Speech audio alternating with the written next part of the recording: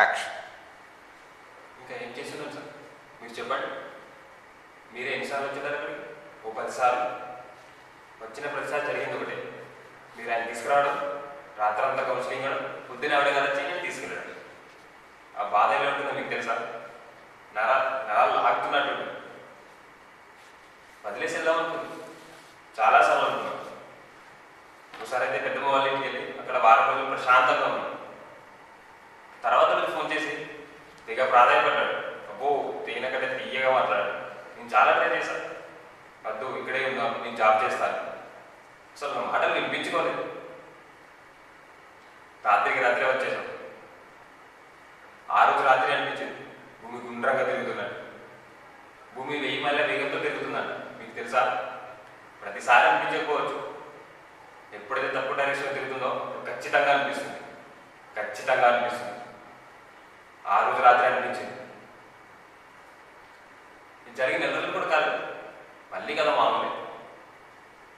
ఏంటి సార్ నిన్న రాత్రి ఏం జరిగిందా? ప్రతిరోజులాగానే నిన్న మార్నింగ్ వెళ్ళిన వాడు ఈవినింగ్ వచ్చాడు. ఆ నడకసి చెప్పచ్చు ఫుల్గా తాగినాయి. ఇంటికి వచ్చాడు, డిన్నర్ చేశాడు. వాళ్ళిద్దరు వాళ్ళ రూమ్లో పడుతున్నారు, నేను హాల్లో పడుతున్నాను.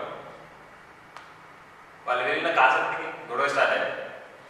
రోజు మామూలుగా నేను పట్టించుకోలేదు. సడన్గా పెద్దగా సౌండ్ వచ్చి అంతా సైలెంట్ అయిపోయింది.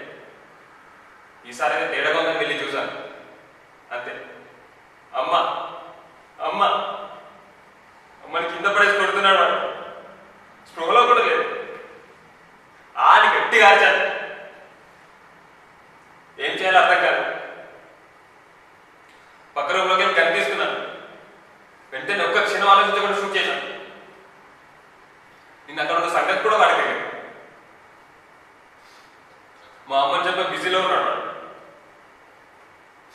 నిన్న రాత్రి అయితే వాడు అమ్మాని సిచ్యువేషన్ ఉండే సార్. నేను మా అమ్మని చూసి చేసుకున్నాను. నేను తప్పు చేశాను పిలవట్లేదు. మీ డ్యూటీ మీరు చేసుకోవచ్చు. బాబాయ్ కొంచెం మంచినీళ్ళు ఇస్తావా? గొంతేడి అన్నట్టు సార్ భూమి తిరగడం ఆగిపోయింది.